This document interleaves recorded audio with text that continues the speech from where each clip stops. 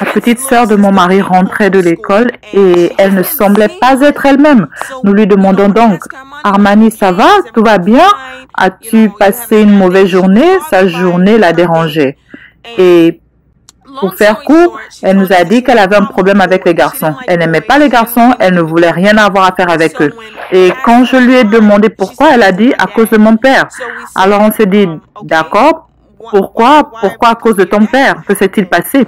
Et elle nous a juste balancé que depuis, je ne veux même pas le dire, que depuis quelques années, il apprend après l'église, le dimanche, pendant ses visites du week-end, il emmène son enfant dans la salle de bain à l'église pour la violer. Dans la cour de l'église, la violant. À l'intérieur de la chorale, la violant. Et nous ne savions pas que cela se passait. Nous avons donc réalisé ce qui se passait. Nous l'avons appris un mercredi que cet homme avait agressé sa fille, qui est la petite sœur de mon mari, qui avait maintenant 14 ans.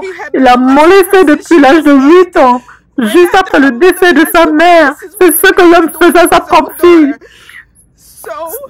Cela se passait dans une église où l'évêque de cette église était non seulement un violeur, il avait aussi agressé sa propre fille, il avait violé sa fille. Donc, je sais que nous savons qu'il y a d'autres victimes, nous savons qu'il y a d'autres personnes, d'autres femmes, d'autres petites filles, d'autres enfants qui ont été soumis à ces deux hommes.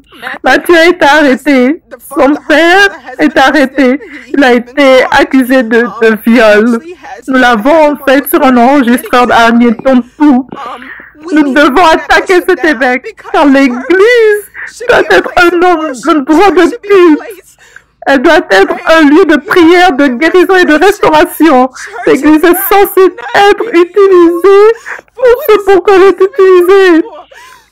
L'église est maintenant devenue un lieu de mode. L'église est devenue un lieu de rencontre où des gens viennent prier pour rencontrer différentes personnes. Elle n'est pas utilisée pour ce à quoi elle était destinée. Et je suis fatiguée. Je suis fatiguée de tout ça.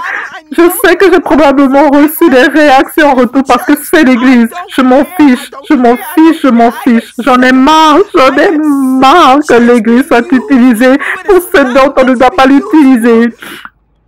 J'en ai juste marre, j'en ai marre. Cet endroit n'est pas une église, c'est un lieu de torture pour les enfants et cela dure depuis des années, ça doit cesser. Viens donc voir l'État. Je viens à New York, je viens chez le conseiller, je viens chez les sénateurs de ce district. Je viens à vous et je demande au nom de cet enfant, de cette famille, de fermer cette église. Parce qu'elle n'est pas utilisée comme lieu de culte. Elle n'est pas utilisée pour ce à quoi elle était destinée. Elle est utilisée comme un endroit pour inciter les enfants à être agressés, à se faire violer. Et j'en ai marre. J'en ai tellement marre. Je suis tellement en colère, je ne peux tout simplement pas croire que c'est le genre de choses qui se passent dans la maison de Dieu. Je ne peux pas le croire. Je suis tellement enragée, je suis tellement dégoûtée, je suis tellement dégoûtée. Je suis tellement dégoûtée. Cet enfant était une diaconesse dans l'église. Elle est venue être diaconesse. Et elle a été violée dans l'église par son propre père, Matthew Gibson, et le pasteur, l'évêque. Il s'appelle Ben Gibson de l'église baptiste progressive à l'Avenue 293 à Brooklyn, New York. Cet évêque violait sa fille. Il violait des femmes dans l'église. Il violait des petites filles dans l'église. Il y avait une enfant qui a eu un bébé et je pensais que le bébé était de l'évêque. Parce que cet homme a utilisé sa vocation pour attirer les petites filles et les jeunes filles à avoir des relations sexuelles avec lui. Et maintenant, le fils de cet évêque violait sa propre fille, qui est la petite sœur de mon mari. Et nous élevons cet enfant. Elle a été violée pendant des années, nous ne savions pas. Nous ne savions pas parce que nous ne nous avions pas dit. Et je suis tellement dévastée. Je prie ici, donc, pour que vous parliez à vos enfants, que vous parliez à vos nièces, à vos neveux, à vos petits-enfants, à vos cousins. Car ce genre de choses se passe dans les églises depuis des années. Et personne ne parle de ça. Personne ne parle. Il laisse simplement ces choses se dérouler et les dissémine. Il ne faut que gâcher la vie de ses enfants. Il gâche la vie de ses enfants. Un enfant ne devrait être soumis à aucun abus sexuel de la part de qui que ce soit, notamment pas de son propre père ou de quelqu'un de l'église. Les enfants devraient se sentir en sécurité dans l'église.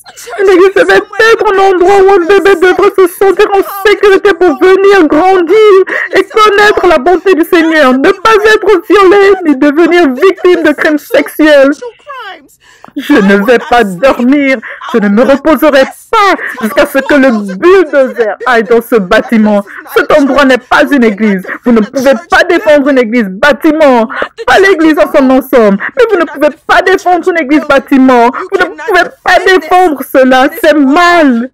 Il faut que les gens se manifestent. Et si vous avez été une victime, si vous connaissez une victime de Ben Gibson, de Matthew Anthony Gibson, de l'un ou l'autre de ces deux hommes, ce n'est pas acceptable que l'Église soit utilisée de cette manière pour déchirer un enfant de cette manière. Cela n'a aucun sens pour moi. Je suis tellement dégoûtée, je suis tellement dégoûtée, je suis tellement dégoûtée. Ce n'est pas le rôle de l'Église, ce n'est pas le rôle de l'Église, car la Bible dit que l'évêque devrait être irréprochable. Vous êtes censé être irréprochable. Et il n'est pas irréprochable en tant qu'évêque. Il est un prédateur, un violeur, un pédophile. Et il doit également être traduit en justice. Je suis tellement dévastée. Je suis tellement dévastée. Je n'aurais jamais pu imaginer que cela pouvait se produire. And how dare you be a church in our community and have R. Kelly, Little Shop of Horrors right in our community? Shut you down! Community members demonstrating to shut down the 61-year-old Progressive Baptist Church on Howard Avenue.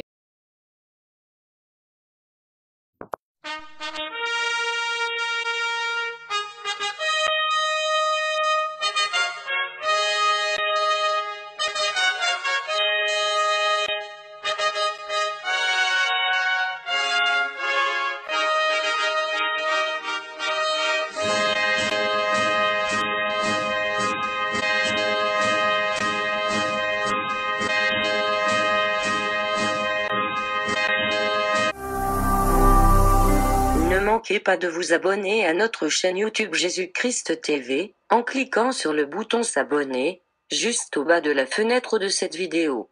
Ainsi, vous recevrez automatiquement nos nouvelles vidéos, et vous ne raterez aucune. Vous connaîtrez la vérité et la vérité vous affranchira. Jean 8, 32.